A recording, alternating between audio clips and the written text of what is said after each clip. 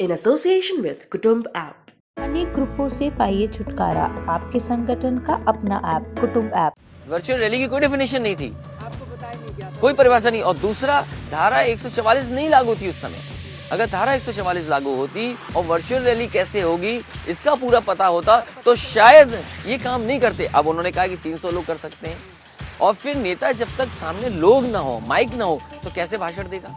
जिस तरीके से पंजाब में किसानों ने कुर्सियां खाली कर छोड़ दी थी, भारतीय जनता पार्टी अगर रैली करती इस चुनाव में तो खाली कुर्सियां उन्हें मिलती, इसलिए जानबूझकर भी पाबंदी लगी है। ये सर्वे में कब आएगा कि इनके विधायक कूटे गए, इनके डिप्टी सीएम का विरोध हुआ, ये सर्वे में कब आएगा? ये तो नहीं आ रहा सर्वे में। अगर सर्वे में विधायक पीटे जा रहे हैं या कूटे जा रहे हैं और सर्वे में सीटे जाते हैं, ये समझ में नहीं आ रहा, तो जनता का आक्रोश वोट में निकलेगा कि नहीं निकलेगा। यूपी में सभी नेता और पार्टियां अपने अपने प्रचार में जुट चुकी हैं। चुनाव आयोग की नई गाइडलाइन के तहत सभी नेताओं को वर्चुअल रैली करने के निर्देश दिए गए हैं। वर्चुअल रैली के मुद्दे पर अखिलेश यादव ने भाजपा पर गंभीर आरोप लगाते हुए कहा कि आचार संहिता लागू होने से पहले भाजपा नेताओं के घर IT लैब कैसे तैयार हो गई। लेकिन उनको कैसे पता था कि चुनाव डिजिटली होगा? ये बड़ा सवाल है। लोगों के, मंत्रियों के घर में, भारतीय जनता पार्टी के संगठन के घरों में जब तक इलेक्शन कमीशन ने गाइडलाइंस नहीं दी थी, उससे पहले उनके यहाँ कैसे रूम तैयार था, कैसे उन्हें डिजिटल इंफ्रास्ट्रक्चर तैयार था? हम विपक्ष के लोगों पे तैयारी नहीं था इंफ्रास्ट्रक्चर। उन्हें कैसे पता था कि इंफ्रास्ट्रक्चर होना चाहिए, कल चुनाव में इसी की जरूरत होगी? ठीक है, एक छोटा सा आप इसकी जानकारी करिए कि LED वैन इनकी कब तैयार थी, कब तैयार थी? इनको पूरा, मुझे कुछ जानकारी नहीं हासिल है, लेकिन इतनी जल्दी इतनी नहीं तैयार हो सकती। इतने भोंपू जो लगा करके गाड़ियां 4 पहिए घूम रही हैं, सब झूठ फैलाने पहुंचेंगे, इनको पहले से पता था। तो आप चुनाव आयोग पर ही सवाल मैं चुनाव आयोग को शिकायत करूंगा, मैं चुनाव आयोग को शिकायत जरूर लिखूंगा इस बात की। कितनी शिकायतें आप चुनाव आयोग से करेंगे? समाजवादी पार्टी ने अब ओपिनियन पोल को लेकर नहीं, बंगाल में अच्छा विधायक कूटे जा रहे हैं, विधायक गाँव में नहीं घुस गए, विधायक पिट रहे हैं, और उसके बाद आप कह रहे हो सर्वे बहुत अच्छा आ रहा है। ये सर्वे में कब आएगा कि इनके विधायक कूटे गए, इनके डिप्टी सीएम का विरोध हुआ? ये सर्वे में कब आएगा? ये तो नहीं आ रहा सर्वे में। अगर सर्वे में विधायक पीटे जा रहे हैं या कूटे जा रहे हैं और सर्वे में सीटे जाते हैं, ये समझ में नहीं आ रहा, तो जनता का आक्रोश वोट में निकलेगा कि नहीं निकलेगा। वहीं अमित शाह द्वारा कैराना में की गई रैली को लेकर भी अखिलेश यादव ने भारतीय जनता पार्टी के नेताओं पर जमकर हमला बोला। तो इनके पास जवाब नहीं है रोजगार को लेकर के, महंगाई कैसे कम हो, इसीलिए जानबूझ करके इस तरह के काम कर रहे हैं। और फिर देखा नहीं आपने, कोई मास्क नहीं लगाया था, सब कोरोना फैला रहे थे।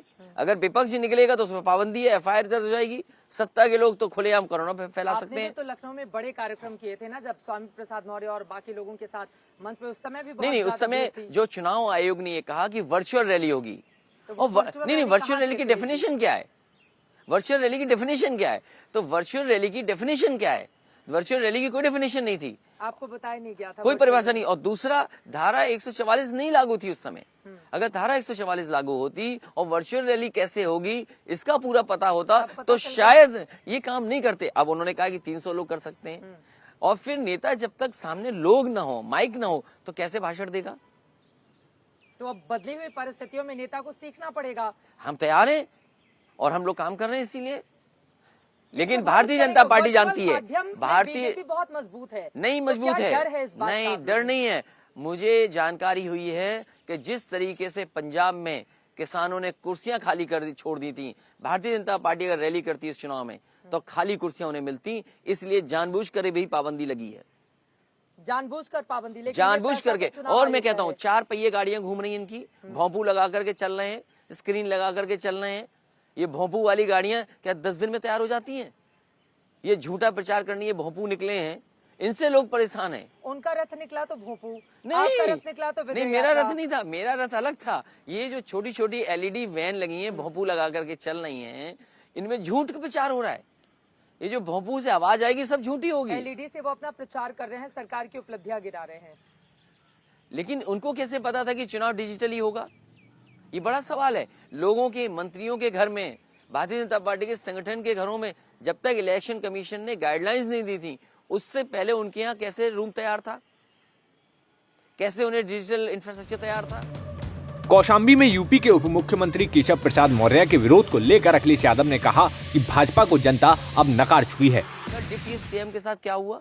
महिलाओं ने घेरा, महिलाओं ने उनसे मांग की कि जो वादे किए थे आप पूरा क्यों नहीं कर रहे हैं? क्या डिप्टी सीएम आप थे, आपने वादा किया। बीजेपी कह रही है कि डिप्टी सीएम को लेकर जो बातें कही जा रही हैं वो अफवाह है। मैंने तो वीडियो देखा है। अगर वीडियो नकली है, अखबार नकली है, टीवी नकली है, किस किस को झूठ बोलेंगे ये? सबने देखा। अरे कौसाम्बी की जनता ने देखा, जो लोग वहां मौजूद थे उन्होंने देखा कि इतना अपमानित होना पड़ा उन्हें। चलिए वो झूठ था, इनके विधायक को एक मंच पर आकर के कूटे गए कि नहीं कूटे गए, वो भी झूठा था वीडियो। इनके सांसद प्रतापगढ़ में कूटे गए, इनके विधायक अलीगढ़ और उसमें घुस नहीं पा रहे हैं, कई जगह विधायक अपमानित हो रहे हैं। तो जनता का जो आक्रोश है वो आक्रोश इसलिए है कि 4.5 साल में धोखा दिया। जब कोरोना था मदद नहीं मिली, जब उनको गरीब थे उनको क्या दे रहे हैं आप, और फिर ये जो राशन दे रहे हैं आप पहले नवंबर तक दे रहे थे, अब आप दे रहे हैं मार्च तक। समाजवादी सरकार बनेगी तो न केवल राशन बल्कि गरीबों को पौष्टिक आहार कैसे मिले उस दिशा में भी काम करेंगे।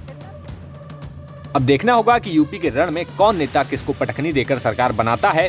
तब तक देखते रहिए यूपी तक।